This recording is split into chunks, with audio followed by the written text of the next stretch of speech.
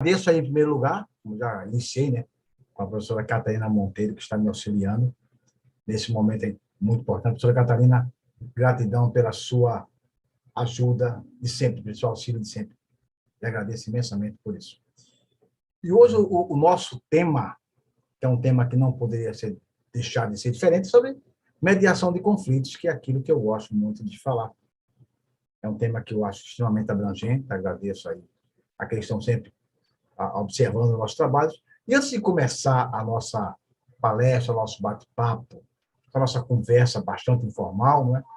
É bem informal, veja que estou aí sem gravata, para a gente conversar bem à vontade. Façam perguntas, quem estiver assistindo. E, mais uma vez, eu peço, se inscreva no nosso canal, porque ajuda a manter o canal, nosso canal aqui, nosso TV Ibramac, né? Que nós chamamos de TV Ibramac, nos ajuda a promover mais o canal e também para que eu faça mais palestras, lives. Vocês podem pedir a live que vocês quiserem, claro, na minha área de conhecimento. Peça um tema que nós queremos falar dentro de mediação, arbitragem. É importante para mim falar sobre isso, oratória, retórica, perícia, investigação em linguagem corporal e facial, que será um prazer para mim. E vocês se assinam. Quando vocês se inscrevem aqui no nosso YouTube, tem um sininho lá, né? Você clica no sininho e ali, todas as vezes que eu iniciar uma live, que eu colocar algo novo, você vai ficar sabendo e vai estar aí com a gente, trabalhando para que possamos sempre fazer o melhor nas nossas lives, né? Sempre mostrando o melhor para vocês nas nossas lives. Mais uma vez, está aí, eu agradeço a professora Catarina Monteiro, que deve estar aí conosco, nos apoiando e vendo o nosso trabalho. Gratidão, gratidão imensa por isso. Muito bem. E, Jean Carlos, qual é o tema de hoje que você vai falar? O trabalho que eu vou falar hoje é o mediação. E o tema é coerção na mediação de conflitos. Existe coerção na mediação de conflitos? É uma pergunta que nos deixa impactados, né? Coerção? Porque a gente, quando fala em coerção, primeiro que vem à nossa cabeça é aquelas medidas coercitivas, aquela mandar o poder judiciário chama alguém coercitivamente, vai mandar buscar de forma coercitiva. Jean Carlos, existe isso na mediação de conflitos? Existe. Por incrível que possa parecer. Mas como é uma coerção na mediação de conflitos? Interessante, a gente fala sobre isso. E quando eu falo sobre essa coerção na mediação de conflitos, existe uma escritora americana, é a Casey Cole. É uma escritora, né? Uma escritora americana, ela trabalha em rádios, já escreveu vários e vários livros.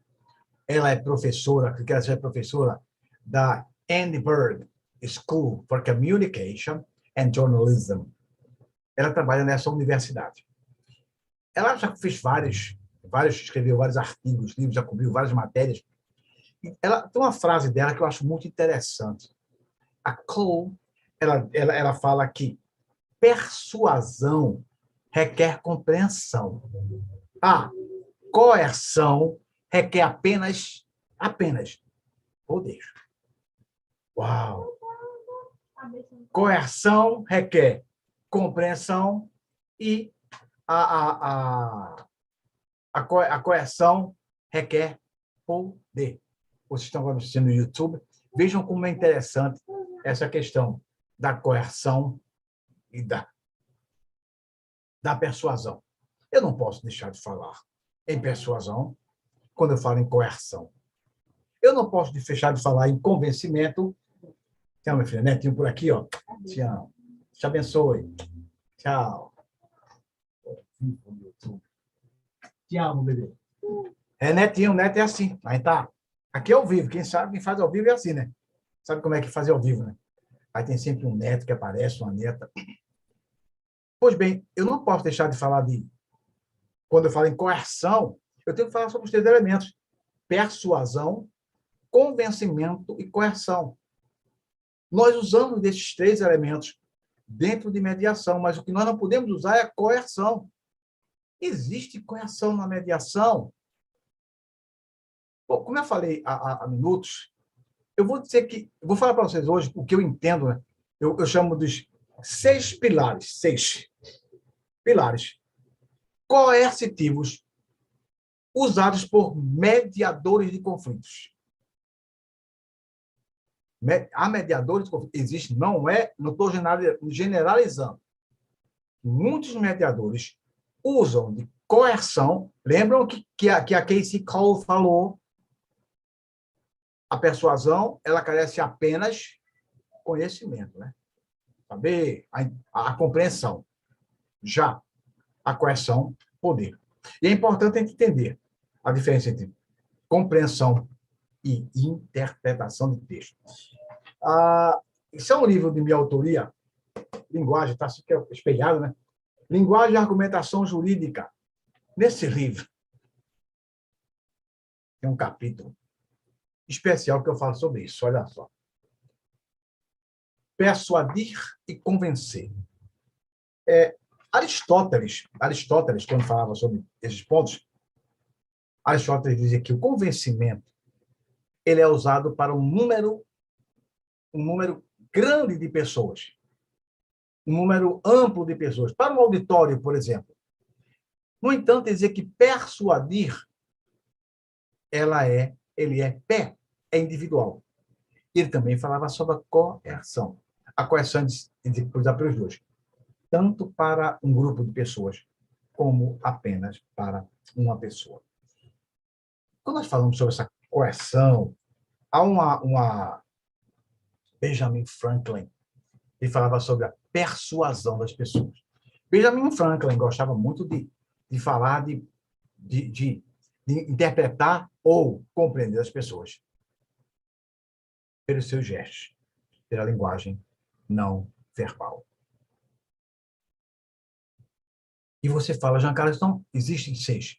Quais são esses 6 que eu vou relatar aqui para vocês, para que vocês lembrem-se sempre, quando vocês estiverem usando essas técnicas, até chamam de estratégias de mediação, elas podem ter muito cuidado para não soarem como uma forma coercitiva para o mediando, ou seja, para as pessoas que vieram buscar o entendimento ou a solução do seu conflito.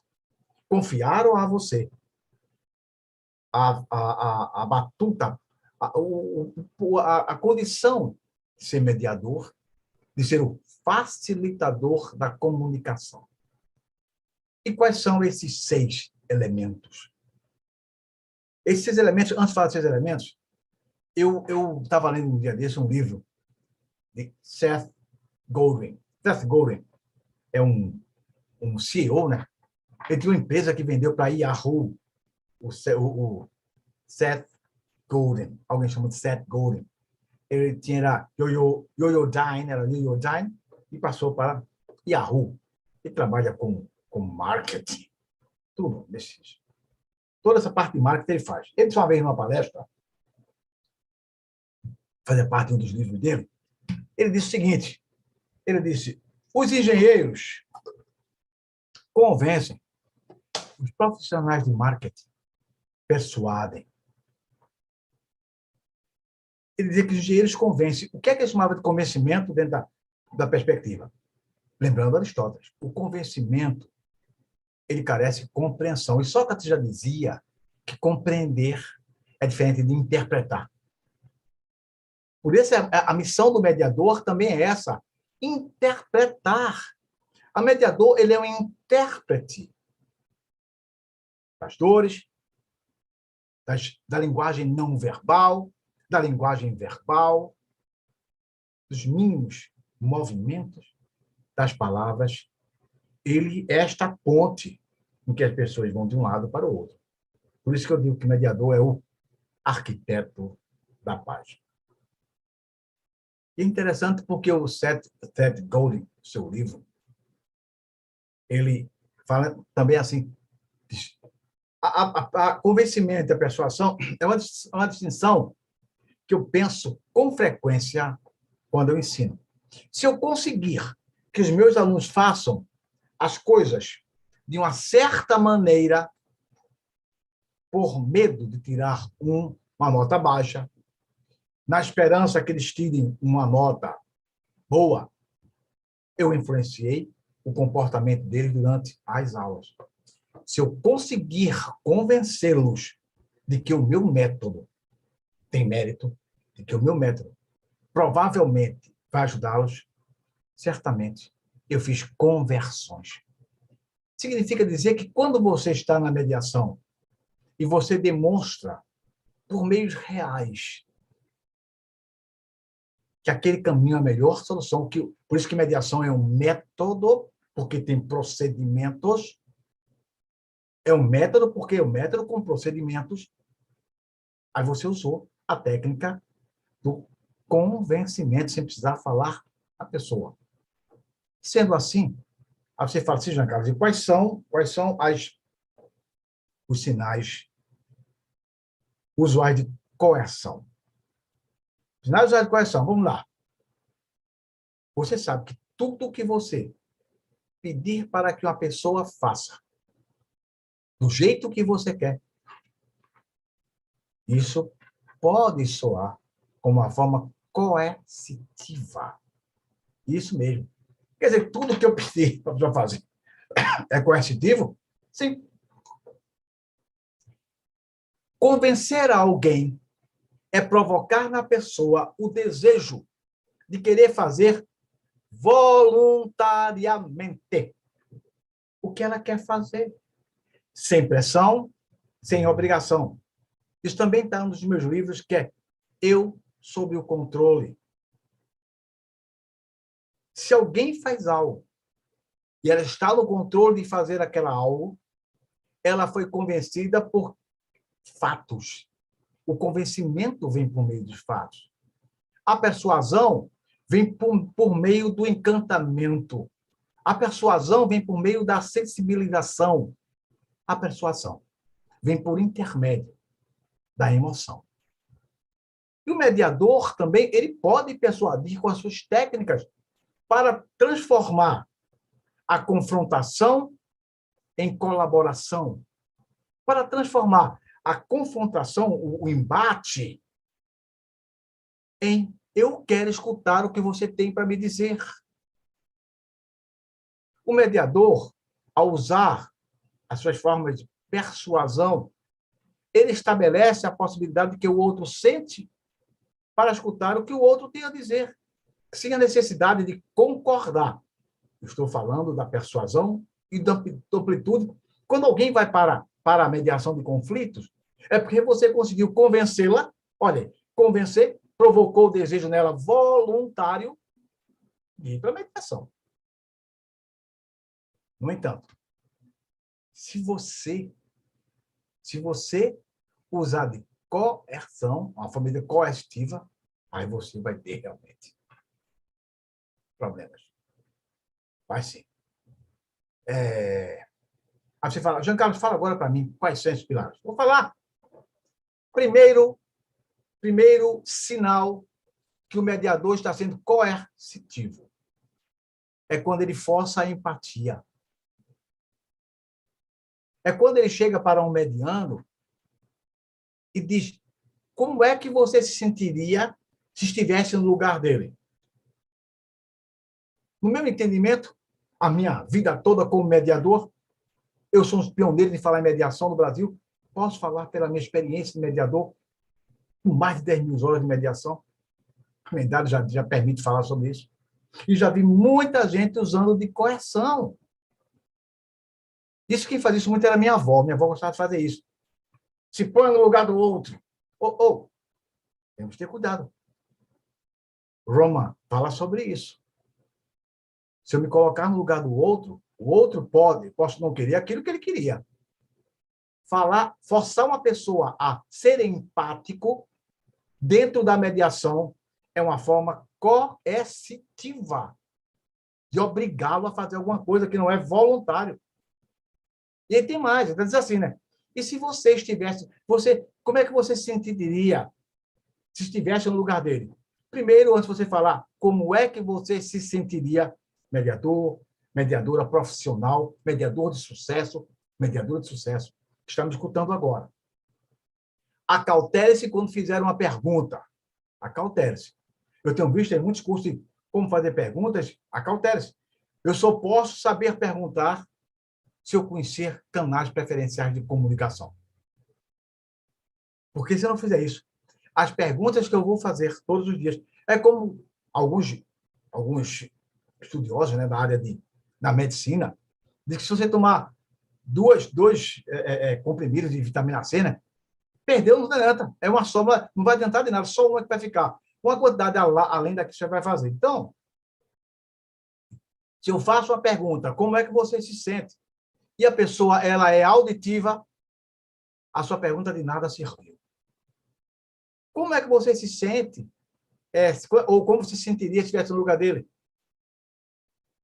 A pergunta tem que primeiro envolver se ele é sinestésico, auditivo ou visual. Isso é um papo para outra conversa que nós podemos ter. Até marcar um dia com a nossa pró-reitora acadêmica, professora Maria Augusta Bastos, nossa pró-reitora de pós-graduação, professora Catarina Monteiro, para falar um pouquinho sobre essas formas de canais de comunicação. Forçar a empatia é um sinal de coerção, é um sinal de uma atitude coercitiva, uma comunicação coercitiva, parte do mediador. Primeiro ponto. Segundo sinal de comunicação coercitiva, falar de lei. Falar de lei. Certa vez eu lembro que eu estava assistindo uma mediação de conflitos, e a mediadora, empolgada, o senhor sabe muito bem que a lei ela estabelece isso. Opa, não fala em lei, não. Porque se fosse para falar sobre lei, eu contratava um advogado. Para falar sobre lei, eu ia de frente de um juiz. Aquele que tem o poder de ouvir, audir na audiência e julgar o direito, ou seja, o melhor direito. Se eu quisesse falar sobre lei, eu ia falar. Eu ia procurar um advogado para falar sobre lei. Se eu vim buscar um mediador de conflitos, é porque eu estou em busca de um acordo. Eu estou em busca de paz. E quando eu busco a paz, não existe falar minha lei, sua lei. É o primeiro ponto que eu falo para vocês. Segundo, no caso, né? Empatia, forçar empatia é comunicação coercitiva. Falar sobre lei é comunicação coercitiva. Ora, se eu estou buscando compreensão, entendimento, por que então você me fala para mim sobre lei? Não é isso que eu quero. Falar sobre direito. E lei e direito, não. São coisas. Vamos falar sobre entrar esse mérito que vai passar a noite conversando. Lei e direito são coisas bem diferentes, no caso, não é? Falar direito. A pessoa fala assim, eu já vi uma mediadora com aquela voz muito meiga, muito suave, aquela voz bem meio meiga, bem suave. Agatha Christie, ela diz que poucos de nós, a maioria, ou seja, a maioria de nós, parece pouco com o que verdadeiramente somos. Isso que é de mediador, e mediadores tem muito branda, aquela voz bem branda, bem macia. Mas a senhora entende que ele tem direito ao que ele está pedindo. Mediador, na esfera extrajudicial, mediador, na esfera privada, falar sobre direito. Me perdoe, mas eu não entendo isso como mediação. Você que está me escutando agora, certamente deve estar discordando de mim, alguns discordando, ou que vai assistir no vídeo mais tarde. Na mediação se fala sobre acordos. Por isso que mediação é complexa. Para ser mediador, você tem que se desgarrar de tudo. Tem que estudar muito. Tem que se preparar muito. Falar de lei é muito fácil. Certa vez eu estava na mediação de conflito e a pessoa que estava ali comigo disse assim, sim, mas veja bem, o requerente.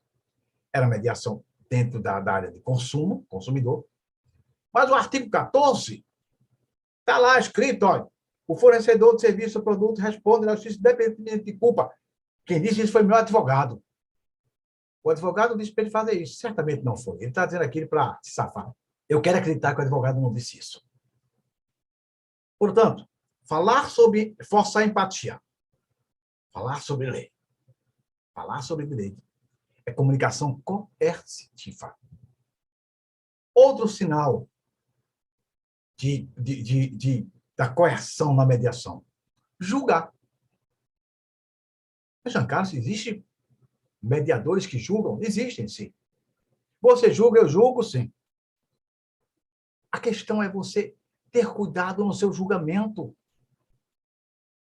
É muito importante ter cuidado. Não julgue em mediação, não julgue as pessoas, suas decisões. Não julguem, porque isso é um sinal de comunicação coercitiva. Muitas vezes, quando está no cálculo, na reunião individual, é muito comum um mediador de conflitos, mediadora de conflitos, se empolgar e passar a orientar, a opinar. Opinar. Comunicação coercitiva. Portanto, eu tenho a forçar a empatia, falar da lei, falar sobre direito, julgar, opinar e, por fim, apresentar a solução. Entendam que no momento em que eu apresento a alguém uma solução, não foi mediação de conflitos. Qualquer uma outra coisa. Porque a mediação de conflitos, ela tem que ser espontânea, ela tem que ser construída. Por isso que eu digo que nós, mediadores, somos arquitetos da paz. Nós construímos. Nós elaboramos por meio de perguntas abertas, perguntas heurísticas, técnicas de comunicação não violenta, técnicas de comunicação linguística para a paz, que é de minha autoria. Por isso que minha mediação, chamo meu método mediação restaurativa. Porque não é fácil.